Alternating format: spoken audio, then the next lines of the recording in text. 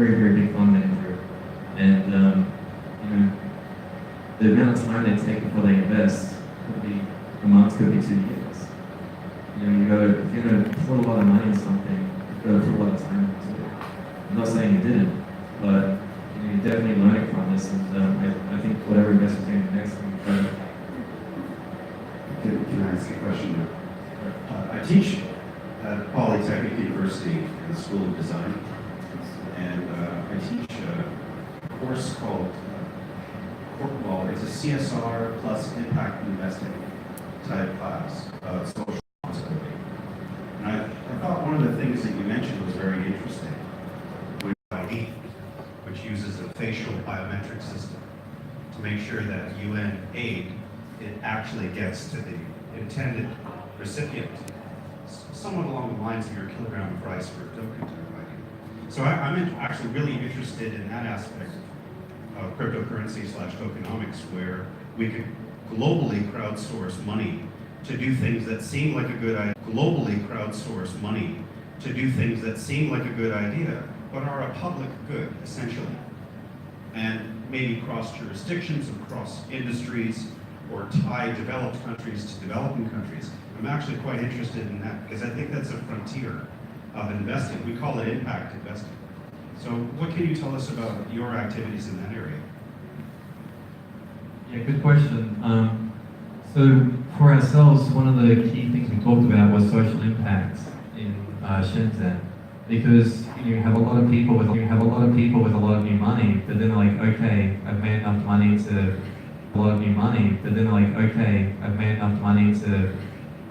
be safe and secure, but I actually want to have a certain type of community I want to live in, and they want to get involved in social impact. So we're seeing a lot of people wanting to get into the organic and functional food markets, so where they're wanting to have clean supply chains for food. And the idea is like, how can we do this? And how can we make sure that the food is actually, the baby formula is what it says on the can? How can we make sure in the medical industry when we make vaccines, there's always massive vaccine problems in China and the US. Probably the most tragic vaccine industry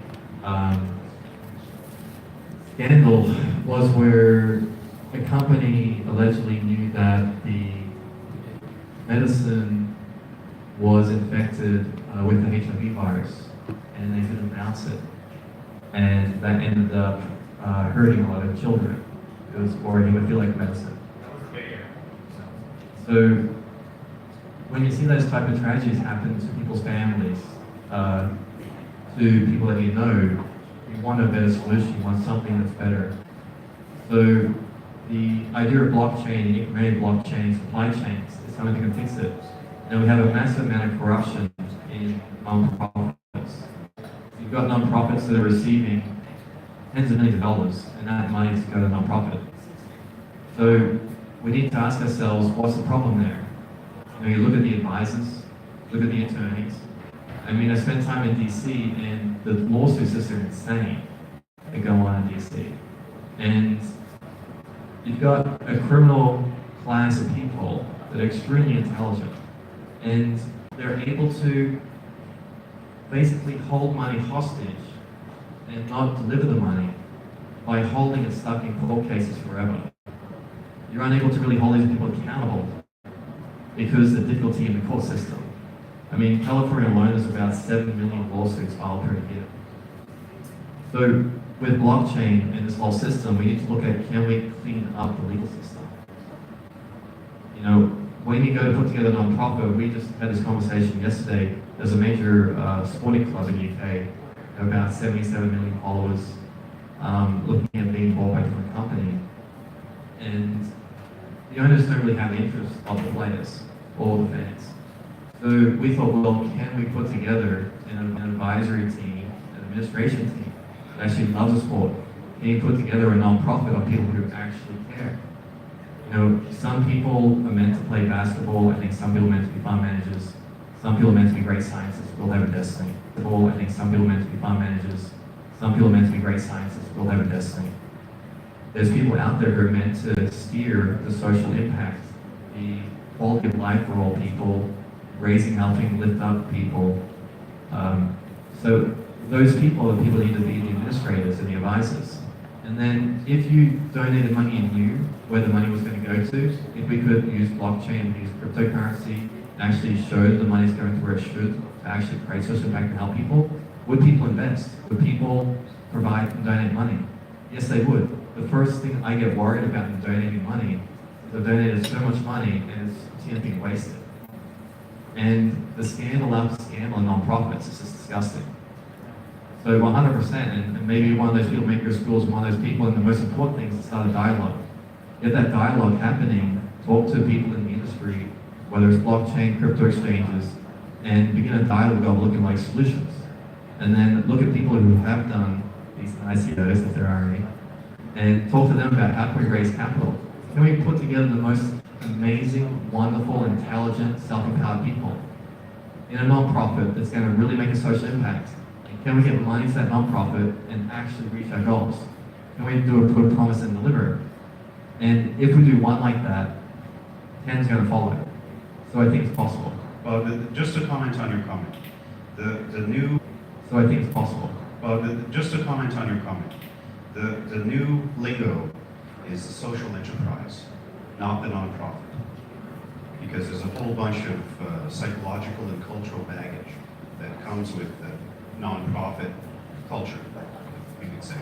So in terms of social enterprise, I think that it's a new category, and this is an organization where people can earn a living wage and not feel guilty about it, right? You can pay people market rates.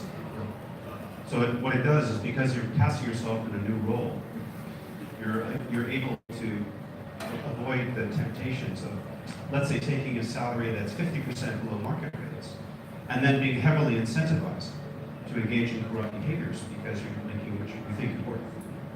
So I think there's a great deal of headroom in terms of cryptocurrencies and social enterprises using a globally crowdsourced financial infrastructure where the accountability is baked into the equation.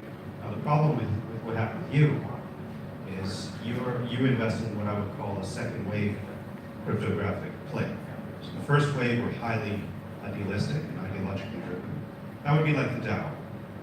The second wave were the pump and dumpers, of which we have a couple of victims. One in the back row here, Mr. Should I hodl or not, and yourself.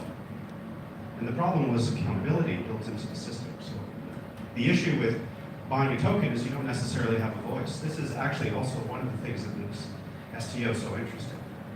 Because STO intrinsically means that you have at least a voice. Instead of getting on WeChat and Telegram and making a bunch of noise, and essentially using social factors, right, social pressure and shame to get people to move ahead. I've worked with several projects now that are in the exact same situation you described, which means that they attracted a ton of money, but they don't have a good business model. They don't have a revenue model. They don't understand how to deliver their project beyond the initial white paper, let's say. And the magnitude of what they chose to undertake was actually much larger than they had the experience or depth, technical depth, to undertake. So the problem you're experiencing is maybe a bad business model, bad management team, poor execution. But where I'm really interested is, and that's a very typical problem even in IPO, but where I'm really interested to know more from you guys is, where do you see crypto taking us to places where we haven't already been, let's say 100 years ago, in equity and debt? You're at the very frontier of this. What's the new stuff that we don't, that has very little bearing or resemblance to what we've already seen? Because you're talking to, what are governments wanting to do with their citizens? So let me give you like a softball question, right?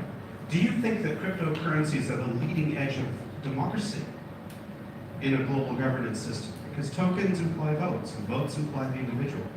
And the individual implies enlightenment values being spread around the world. So how do those type of ideas play in collectivist countries? With that question, I think it's transparency. Throughout the history of the world, we haven't really had much transparency between the different classes of wealth, the military, parliament, the citizens, the voters, the workers. So our hope with this is going to be transparency. And the thing too is, you're not going to have governments in certain countries want transparency. Sure, they want transparency on the citizens and the workers and their taxes. And one of the first things that's going on right now is people looking at this technology for taxation. And that's going to happen, but in countries that are a little bit more progressive, we think that we can see transparency through that country a lot more. And with transparency, we're going to have first a lot of chaos. A lot of people are going to be really angry, upset. But what we're going to have is, I think, is a healing, a time where people can actually collaborate more together. We're able to make sure that the quality of our infrastructure of our cities are actually built properly. I mean, the London Tube is ridiculous for the amount of money the London City makes. When we look at the quality of the roads in Los Angeles, when we look at the quality of the air in New York, when we see that we already have solutions for these problems, the problem isn't a financial one, it's not a technical one, it's a communication one, and communication is transparency. So we see digital exchange, we see cryptocurrency, we see the internet, we see social network as transparency. But whether or not you benefit and whether or not you get to see something that's never been there before is going to be based on the quality of your leaders, the quality of your college graduates, the quality of your communities, your moral compass. I mean, a lot of people, Edmund Burke wrote a book on the revolutions of France. And in that book, he talks about also the use of why we have monarchy in the UK. Monarchy, for a time in the UK, didn't need to exist. We actually didn't really have a successor. But the public didn't trust the military. The public didn't trust Parliament that much either. So they said, hey, we need a moral compass. We need someone that represents the people and the idea. They said, hey, we need a moral compass. We need someone that represents the people and the idea of a moral way to live. And so the monarchy, the idea, and whether it happens this way or not, is the idea we have a balance there, we have a moral compass. So it's really going to come down to the moral compass of every person that has influence or doesn't have influence. And then we'll see something we haven't seen before. My family have this philanthropic fund, and what we've seen, what we're frustrated about, is that we see a lot of very big, what we're frustrated about is that we see a lot of very big charities, and the heads of those charities make so much money. It's crazy. They actually, some of them keep most of it that they're given. I mean, so, for instance, I'm rather excited about blockchaining charities, so you know exactly where the money is coming from and exactly where it's going to. Everything, you can track the funds directly the entire way to the poor people who are suffering, for instance.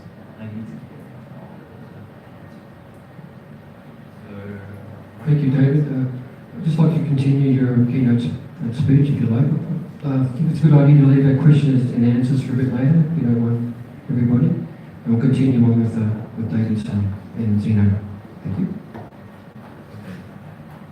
All right. Well, it's always love hearing other people's and what their questions are, because I mean that's what we're here, right? To have an open discussion, open forum.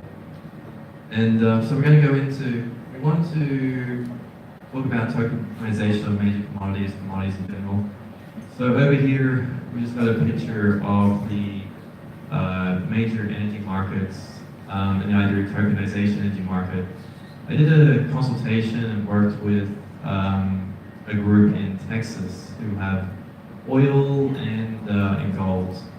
And the same as Australia, they're following suit with gold, they want to tokenize. So when we look at gold, it's about a $170 billion market.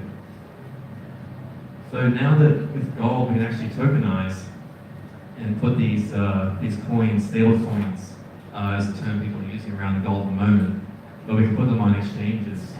People can actually, rather than holding that physical gold, they can use tokens as a receipt for that gold. There's a group in Australia, in Charleston, Queensland, that probably has the best price right now with their tokens on gold. If they look online, I don't know the owners of the company. I just took a look at their stuff, and it was pretty cool what they're doing. And when we look at the oil market, I think the oil market. I talked to a gentleman who was from a major oil family in Texas. And they want to see the tokenization of oil. They think it's fantastic. They want to blockchain the oil industry to make it more efficient. And they see that eventually, when you go to pay for gas at the pump, you'll be using your token So the oil industry, the gold industry is heading this way, and that just seems to be the want and the need of the people who are the owners and the people who are influencing these industries. And still people see that blockchain and indexing is very expensive, but as we have the investments coming in from these larger groups, we're going to see it get cheaper and cheaper, and as it gets cheaper, it'll become also more available for the public. And I'm actually, all of this can draw for the real estate market as well. Savills recently did a markup of all the real estate market, and it came to about $217 trillion there. And I mean, real estate has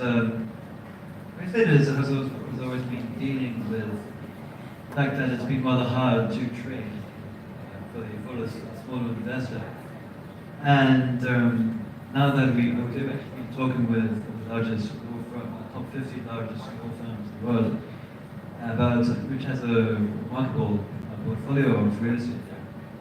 And you can token and fractionalize all the real estate there, technically speaking anyway, and make sure that it can be traded for a smaller investor. An ICO can also be created which holds some part of that real estate or that coin, as well as you can make an investment, part of the investment on what is built in that area too. Yeah, with the tokenization of real estate, it's probably one of the hottest topics right now in the high net wealth world. We are probably consulting over 1 billion right now in real estate. 2 major hotels being built on an island which has 98% occupancy per year, and the hotels are going to be ICO'd, and they're going to be using the coins also in a way where if you have coins, you can use those coins to rent for your holidays at these hotels. Also is going to allow people to buy into the ICO's dividends, and those coins are going to be put onto exchanges. So those 2 hotels are, got big brands attached to them, very successful construction family company, and they're moving that way. There's a project that's over 1 billion that's going to start an ICO for it in about 10 days. You'll hear about. It's pretty quiet at the moment, but you're going to hear about Macau. And I'm not saying it's a hotel, but it's interesting how they're going to try and structure this and do it. But it's a $200 trillion market, the world real estate market. That's an approximation by a group in London. Put that together, it's so much money, so much opportunity that it's just going to go that way. Already, like Xander said, this top 50 firm we spoke to for a couple hours on their portfolio and what they're doing, it's going that way. I think it's exciting. I think someone's going to challenge Airbnb. What's stopping a group of people coming together and using blockchain and tokens and taking away the whole payment problems and the rating problems of Airbnb? I mean, I think it's going to happen. We're going to find someone in 1 year doing that. I mean, what's going to stop someone taking on Uber? And what's going to stop people who actually are genuinely interested in a subject, genuinely interested in making a particular change, being an inventor? What's going to stop them if they're talented, if they have a great team together, getting money? We talked to a gentleman, he worked for the US Navy, and he patented for the US Navy a system where they take ethanol out of the water to run the drones, and they're moving that into the commercial sector. So what's going to stop this guy who has this incredible technology called renewable energy, raising capital through an ICO, and using that to run areas that need energy? That's renewable energy. That creates a positive impact. You're not going to stop a guy that's smart. And that's what's kind of exciting too, is it's the opportunity for people who can change their world. Who's Nikola Tesla? I mean, if Nikola Tesla's around right now and he demonstrated in this room, how many people would want to organize capital around that, projects around that?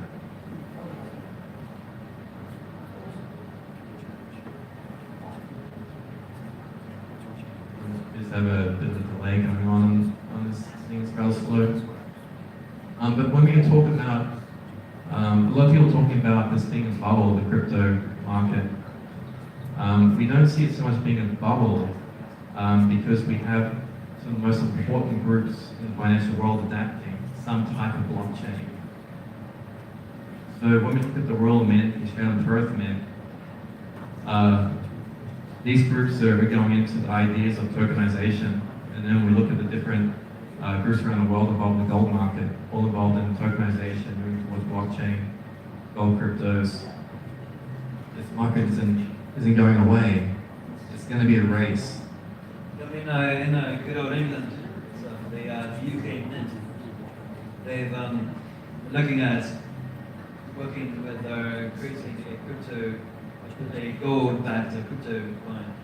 That, I mean, the Royal Mint are the people who actually create the hard cash in England altogether. So, I mean, you know that once they're onto it all, it's definitely not a bubble.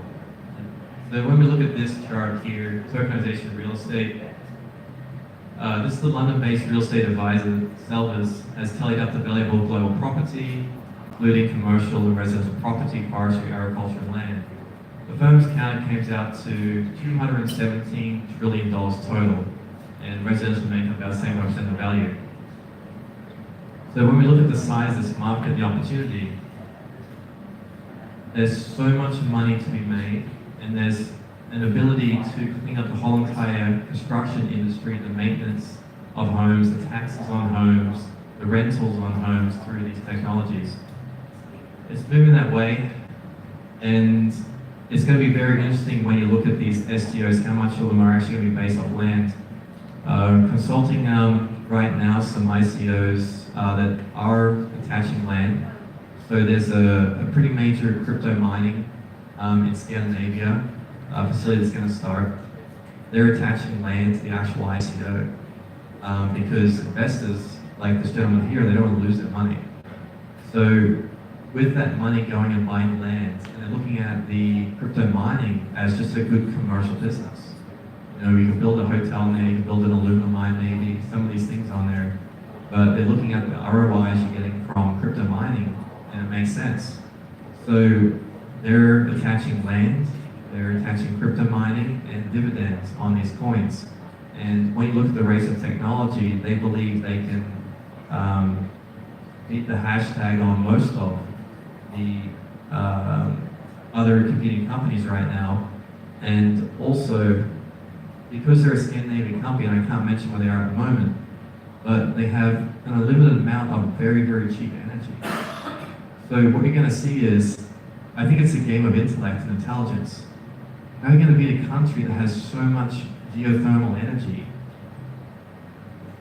that they could probably run, and this is actually studied on that country, could actually take an electrical line and run it all the way to London and power London City with it has so much electricity, geothermal energy. So you're not going to be able to compete with that, but you can go there and you can collaborate, you can join, you can work with these companies. I think that's an exciting one. We have another company that we're consulting on. It's in the CBD business in California with a law firm there who's very major in the CBD business. And their projections they sent us in the CBD business, they're looking at, in their first year operations, around $250 million in sales from what they're growing. Their ICO is going to be about $100 million. With that particular company, they're tying the whole project to land. So it's going to be a very interesting project because investors want something that's going to be secure also. And how you work around that with the securities commissions and the legal is, you know, there's hoops, there's things, there's that. But as far as what's enticing buyers and buyers want, they want to see a business that's going to make money. So these projections are pretty good. We know the CBD is doing amazing. I mean, like, I just read that people are selling CBD oil 1 gram for $90. I've, heard people actually growing it for maybe 10. I can't talk about all of it under the non-disclosures I have, but it's incredible opportunities in wealth, But also these companies, they want to blockchain their whole supply chain, the whole agriculture. They want to put a set of standards of quality because this is also going into the medical industry. So when you look at the type of wealth being made, they want to reinvest that wealth to create a set of standards. Because whoever creates a set of standards in the medical industry and can actually deliver on a promise is going to get a lot of that market. And that's what's going on right now in the CBD business. A lot of really big players are thinking, how can we use this technology to say we have the best product? We have the cleanest product. So it's kind of an exciting time.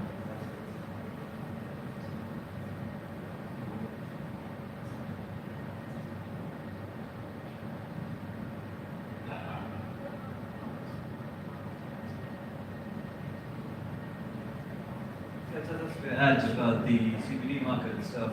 I actually read in Bloomberg that it's 2017.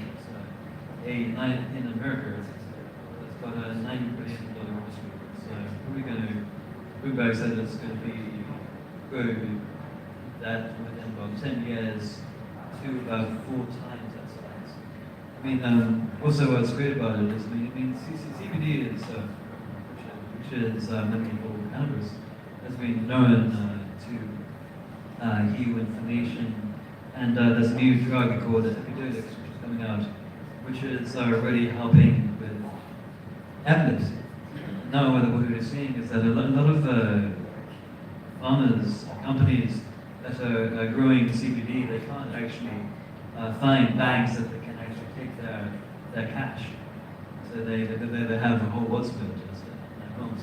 Yeah, we had a group reach out to us that has about 1.2 billion in cash in vaults in California, and the banks can't accept the cash. So they reached out to us to look at, can you guys, or do you guys know a group that can build a coin? And we could try and work this problem out. And then the first thing I told them was, that's a good problem to have. And of course, it's a real issue, because when you're paying for security guards with that much type of wealth, it's a real security risk and problem. But just up here, when we're looking at the tokenization of real estate, so the great thing about tokenization can turn liquid investments into liquid ones, dramatically increasing the pool of potential investors. What we're seeing here is that tokens representing fractional ownership in a liquid or liquid asset can be traded on a platform. So what we're going to start seeing on a lot of platforms is real estate over the next couple of years. And when you look at, there's a number of projects undertaking the tokenization, Thermal Limit 2 down here, if you want to write those down, Block Square, Kexa Token, Elder State, Baylor One, TN Coin, Brickblock. So in the competition to get your money in ICOs, our prediction is we're going to see a lot more ICOs are actually going to be attaching land to those ICOs.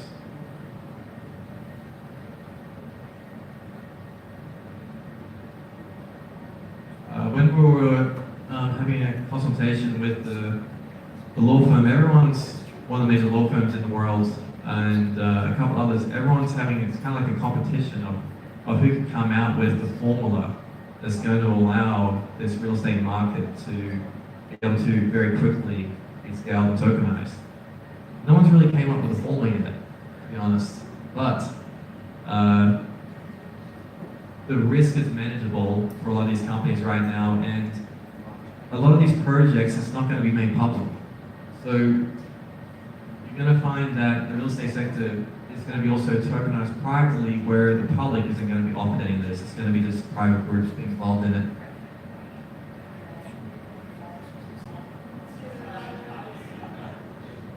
One of the biggest issues with land ownership, of course, is you register the deeds, getting the sales across. It's a total headache. A group in California, a law firm, they're trying to spearhead the idea of how we can index and blockchain to make real estate sales a lot more easy. And you're able to make sure that people have their deeds together correctly and it can be checked.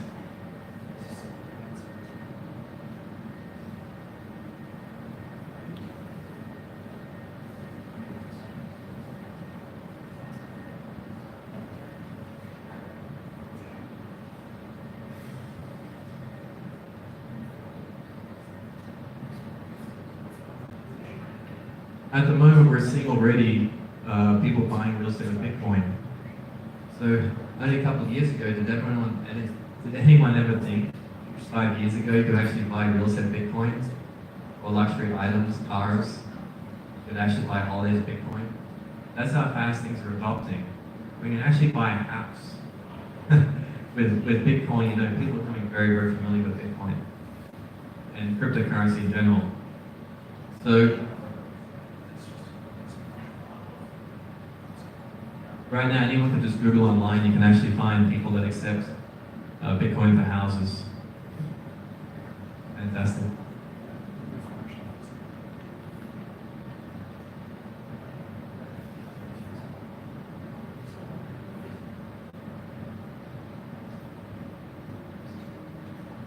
This thing's a bit slow.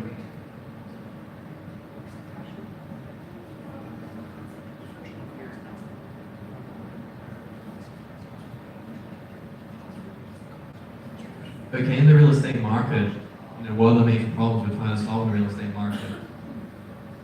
It's not just the real estate market, it's the construction market. I have a bit of a joke. You know, I have a property in the US, and it's taken me about only 3 years now, and the local government still won't approve my toilet to be built. And during that time, I've sent them photos of, in Las Vegas, of they built a stadium in 6 months. I'm just like, hey guys, you know, any chance I can get my stuff approved? And that's the problem with construction. When you're dealing with so many local governments, when you're dealing with political instability, when you're dealing with a system, an idea that's supposed to be fair, efficient, and works, but it might take you 1 month, 2 years to get in from a city planner. It doesn't need to be that way, and it really causes major problems in growth of cities, the building of infrastructure in cities. And the hope is that blockchain can solve this industry's problems. So when we look at the where people are saying that blockchain can work in the real estate, it's going to be fraud, asset liquidity, transaction cost, friction,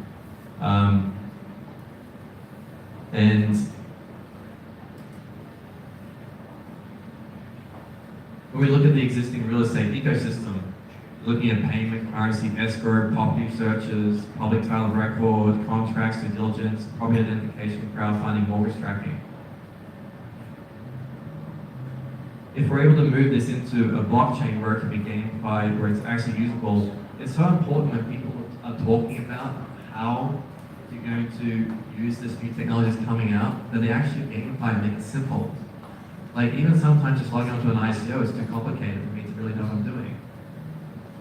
So we really need to begin to work on using interfaces that make things very easy to do.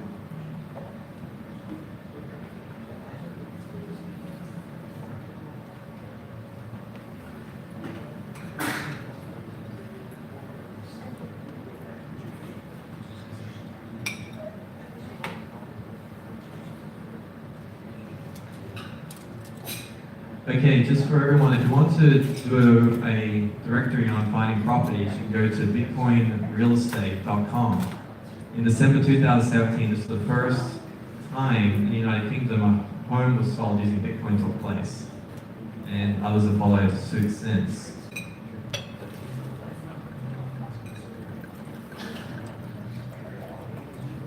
A lot of people are getting a lot of excitement talking about stablecoin. A lot of people lost money in the crypto market, but a lot of people made a lot of money in the crypto market. So a lot of people, a lot of buzz is going on about stable coins. Well, the idea of stable coin is that a coin is backed by something that has a true value to it. So what we're seeing is a lot of coins coming out that are copper, alluvial, nickel, cobalt, but they're basketing these coins together. And when you look at, you can Google the Tavares group, they're getting into this whole industry of putting metals together and saying, okay, if you buy our coin is backed by these metals and it's very stable in the market. So it's more of a long-term investment than a short-term investment. And when we look at what's really going to go on, how is this going to be adopted? Well, all central bankings take notice right now of blockchain and cryptocurrency. So we're just going to see a list here of World Bank groups that are getting involved in the blockchain market. So we're looking at here, you've got the Bank of International Settlements involved, the World Bank Group. The Bank of International Settlements is getting into the idea of regulating cryptocurrencies, getting in on payments, money in the digital age, how they're going to get involved. All this is on the internet, you can look this up. When we look at the Bank of England, they're partnering with Ripple. It's kind of a joke, you know, Ripple is Darth Vader and Bitcoin is Luke Skywalker. But can both exist? And yeah, I think both can exist. I think in life you need something that is controlled, you need something that is open sourced. So even the Bank of England's getting involved. If you've been doing the research on Ripple, one of our friends, he's probably watched about 14 hours of Ripple videos over the last 3 weeks because he's found the adoption of Ripple is just amazing what's going on with the major banks. Even the US Federal Reserve System is looking right now into cryptocurrencies and distributed ledger technologies. In 2015, the Fed board governor released a report titled Bitcoin, Essential Bank is a Cryptocurrency, was the idea. So if the US Federal Reserve System, which arguably may be the most powerful financial system in the world, is looking at cryptocurrency, blockchain, is it a fad? Is it going away? No, it's like anything. When you have a technology that makes such a massive change in the world, and you're not talking about $1 million, you're not talking about $1 billion, you're talking about trillions of dollars. Of course it's going to be worked out from the top down. It always has. And the level you involve yourself in, it's up to you, but the point I'm making here is it's definitely looking like a fad. You've got the Bank of Canada being involved right now.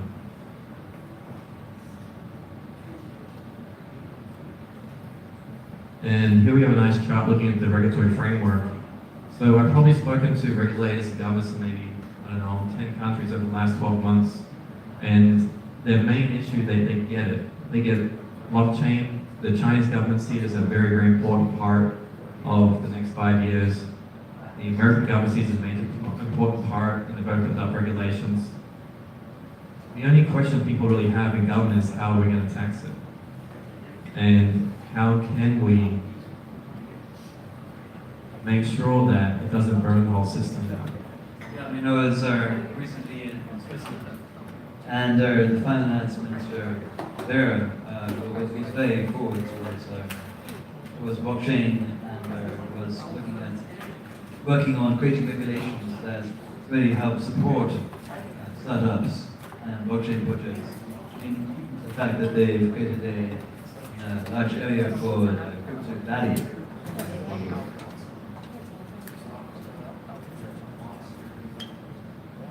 So yeah, many governments are actually looking at it. Okay, so now when we look at Ripple, if you want to take a look online, you'll see Ripple is being adopted at an incredible rate through the financial banks at the moment.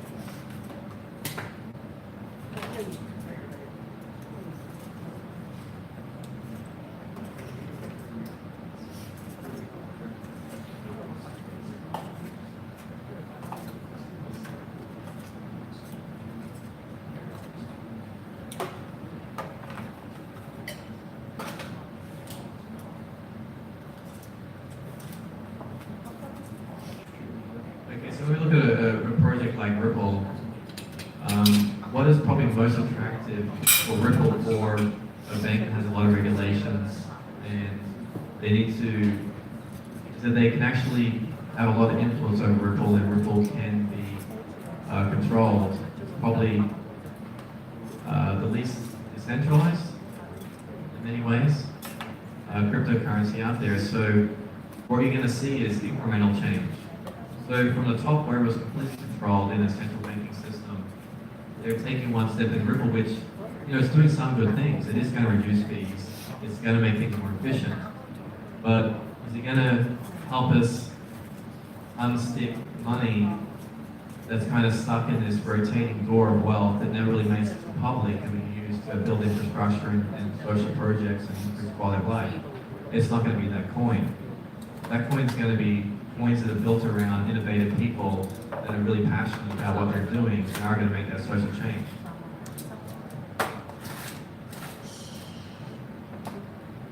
So right now you're seeing the Forex market, which is about 1.5 trillion every day, is lease to announce on the FX choice that clients may now deposit and withdraw using Ripple coin.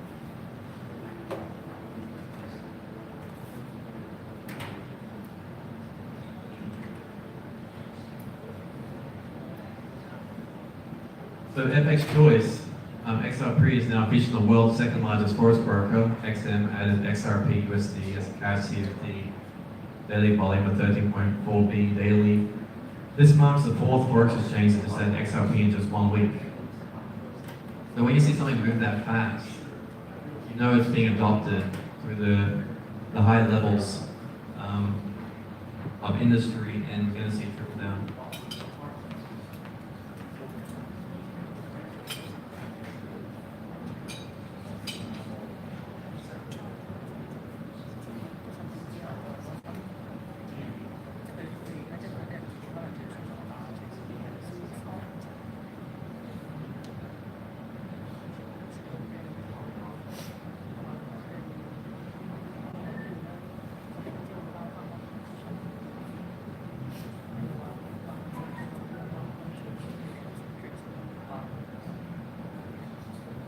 All right, here's Ripple showing problems they're solving.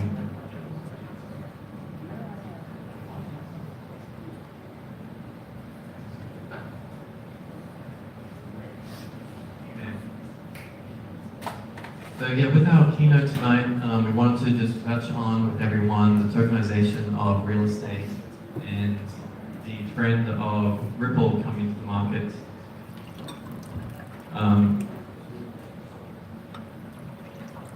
If everyone would like to take a break for 5-10 minutes, so I'm just going to bring up another slide and then we have some questions.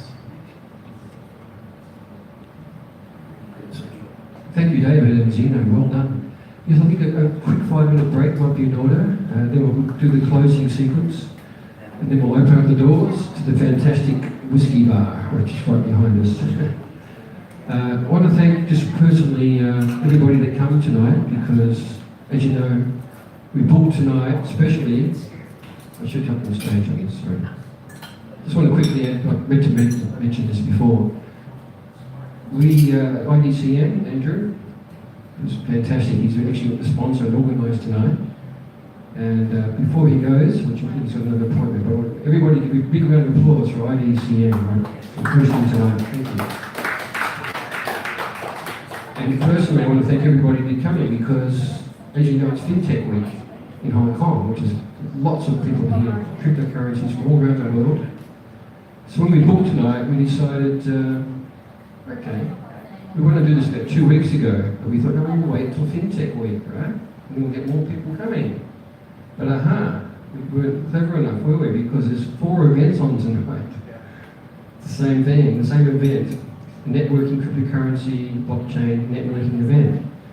So we sort of backfired on us with the numbers. We're expecting 60 to 80, actually. If we had no other competition tonight, other events, I mean, we'd have a lot more people, obviously. So for you, I'm really proud that you actually came along because we're off the grid and Prime House is a fantastic venue. But we do realise that we're in opposition to a lot of people in town in Central and for other events tonight. So I just wanted to mention that. Having said that, we've learned a lot from this because we're now in touch with the other organisers of the other events. We've all agreed this will not happen again. If we plan an event, it's going to be exclusive. One event, one night only in Hong Kong. So they'll have their event, we'll have our event, and we won't cross over. In fact, we plan to work together even more closer with these guys. Token News, etc. So, having said that, we've learnt lessons tonight. and this will go down in history, but the future looks very bright for IDCM. So having said that, a quick minute break. We've only got till 10 p.m. There'll be closing address from the dynamic duo, and then we've got the option of going to the whiskey bar next door. Thank you, ladies and gentlemen.